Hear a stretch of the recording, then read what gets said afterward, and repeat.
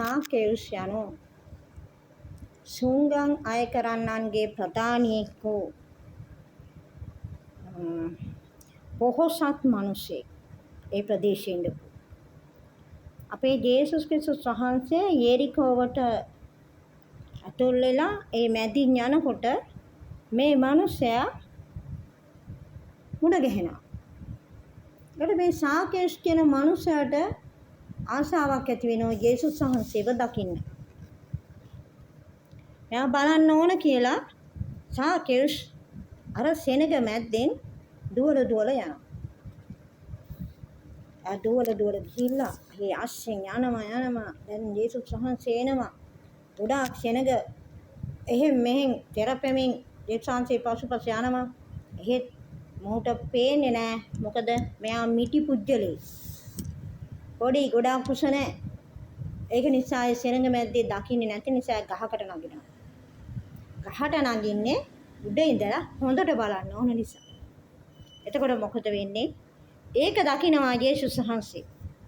එතකොට ජේසුස් වහන්සේ දැක්කා අර පසුපසින් එන සෙනඟට වඩා මේ නොදන්න මනුස්සයා කිසිම දෙයක් මෙයා කවුද කියලා හොයා ගන්න ජේසුස් වහන්සේව දකින්න ආශාවෙන් දුවගෙන ආවා.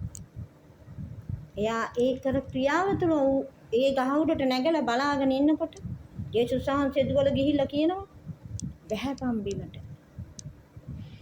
එවිට ඔහු බිමට වහිනවා. බැහැලා හරි සතුටින් එයා ඇවිල්ලා ජේසුස් වහන්සේ කියනවා බිමට බැහැපම් අද උඹලා ගෙදර මම ඇවිල්ලා කෑම කන්න යනවා. එවිට ජේසුස් වහන්සේත් එක්ක එයා යනවා. එයා බිමට බැහැලා දුවල හරි සතුටෙන් ප්‍රීතියෙන් ජේසුස් වහන්සේ ගෙදරට එක්කගෙන යනවා. ගිහිල්ලා ගෙදරදී ඉඳ ගන්නවා.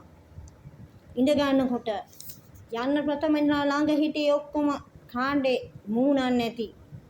ඒගොල්ලන් කියනවා මේ පව්කාරයොත් එක්ක ගිහිල්ලා රෑ නවතින්න යනවා කියනවා. මේක සුදුසුද? මෙතුමට මේක සුදුසු දෙයක්ද කියලා. නැහැ. ජේසුස් වහන්සේ ඒ පව්කාර මිනිසයාත් එක්ක ගිහිල්ලා ඉඳගත්තා. ඒ මිනිසයා එතන ඉඳගත්ත තරම් ජේසුස් වහන්සේත් එක්ක ඉඳගත්තා. ඉඳගත්ත පමණින් ඔහුට කතා කර වචනේ පමණින් ඔහුගේ කීකරුකම තුල ඔහු ජේසුස් වහන්සේත් ගෙදරට එක්කන් ගිහිල්ලා ඉඳගත්තා. ඉඳ ගන්නකොටම එයා නැගිට්ටා. ඔක්කොම සෙනග මැද්දේ එදා ඒ ගෝලය ඔක්කොම සෙනගත් එක්ක තමයි ඇතුළට ගියේ. ගිහිල්ලා ඒ සුංගම් ආය කරන්නන්ගේ ගෙදර ඇතුලේ ඉඳගත්තා. ඉඳගෙන ඉන්නකොට එයා නැගිටලා කියනවා මම අසරණයින්ට දුප්පත් අයට මගේ ධනෙ භාගයක් දෙනවා.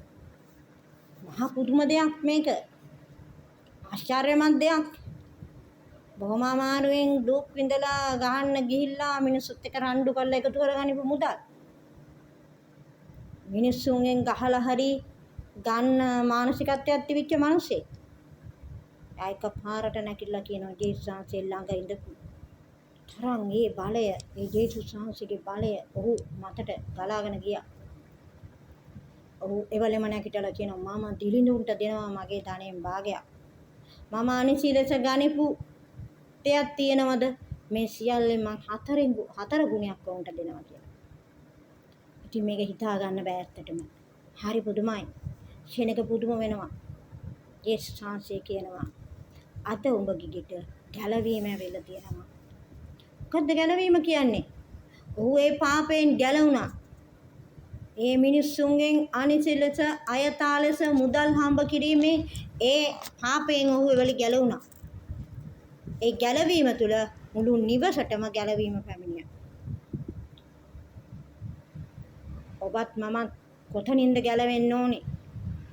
මෙන්න මේ සාකේයුස් ජේසුස් වහන්සේත් එක්ක ඉඳගත්තා. ජේසුස් වහන්සේ දකින්න ආස වුණා. ඒ වගේ ඔබටත් මටත් ජේසුස් වහන්සේ දකින්න ආසද? දකින්න ඕන කියලා හිතුනොත් ඇස් දෙකෙන් දකින්න ඕන අපි. අපි තාම හරියට දැකලා තියෙනවද උන්වහන්සේ? උන්වහන්සේ දැක්කනම් අපේ මුළු චරිතයම, අපේ මුළු ක්‍රියාම, අපේ මුළු වැඩපිළිවෙලම වෙනස් වෙන්න ඕන. එදා ඒ සාකේයුස්ගේ මුළු ජීවිතේම පරිවර්තනය වුණා. මුළු හදවතම පරිවර්තනය වුණා. මුළු ක්‍රියා සියල්ල පරිවර්තනය වුණා. පරිවර්තනය වෙලා ඔහු සම්පූර්ණම වෙනස් පුජ්‍යලයක් බවට පත් වෙලා ඔහුගේ ජීවිතේ යහපත් දෙයක් සිදු වුණා. ඔහුට ගැලවීම ලැබුණා. සමාදානය ලැබුණා. ජේසුස් වහන්සේ ඔහු ඇස් දෙකෙන් දුටුවා. ඔබටත් මටත් මේ කතාවෙන් ගන්න තියෙන්නේ උන්වහන්සේත් එක්ක හරි තැන හිට ගන්න.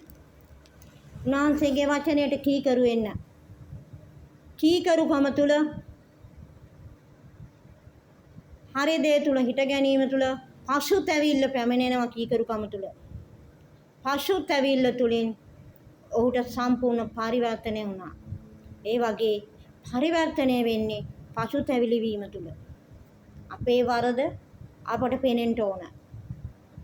ජේසුස් වහන්සේගේ නාමයෙන් ජේසු පිටයි අපට මටත් ඔබටත් තියෙන්නේ මේ උන්වහන්සේගේ වචනය තුල කීකරුව ඔබටත් මටත් ගැලවීම ලබා ගන්න. ජේසු පිටයි. ජේසු